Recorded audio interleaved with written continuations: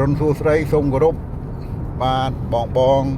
មករយៈនេះខ្ញុំឃើញការផ្សព្វផ្សាយឆ្នាំ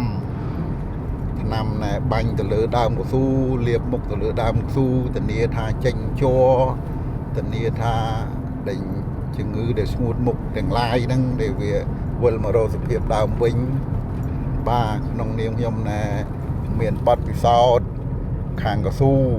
បាទមានបទពិសោធន៍ខាងកស៊ូតិចតួច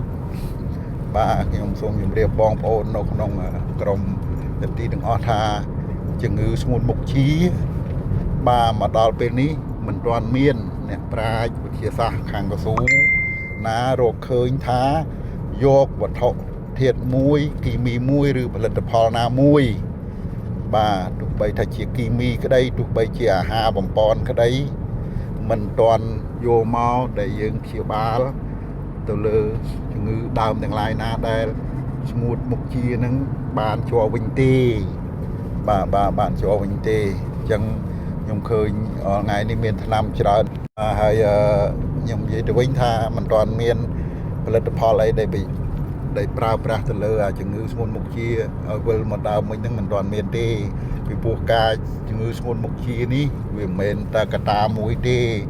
វាអាចរួមផ្សំគ្នាមានតាំងពីពូជខ្លះវាដងងាយទទួលរងគ្រោះនឹងជំងឺស្ងួតមុខជាជាក់ស្ដែងដូចពូជ PB260 បាទហើយមួយទៀតវាអាចមកពីដីវាគ្រោះបាទរៀងខ្វះជីជាតិបាទការថែទាំមិនបានដិតដល់ដាក់អាហារបំពន់តាំងពីយើងដាំដុះដល់ពេលយើងបើកមុខក៏ងាយស្ងួតងាយរងគ្រោះនឹងដោយសារជំងឺស្ងួតមុខជាដែរបាទអញ្ចឹងបើជាយោបល់ខ្ញុំវិញគឺមិនឲ្យបងប្អូនប្រើប្រាស់ទេបាទអត់មានអីដែលបានវិលមកសភាពដើមវិញទេ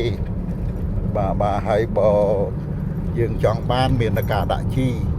បាទមានតែការដាក់ជីហើយនឹងអាចសម្រាកមួយឆ្នាំ2ឆ្នាំទៅអានឹងអាចវិល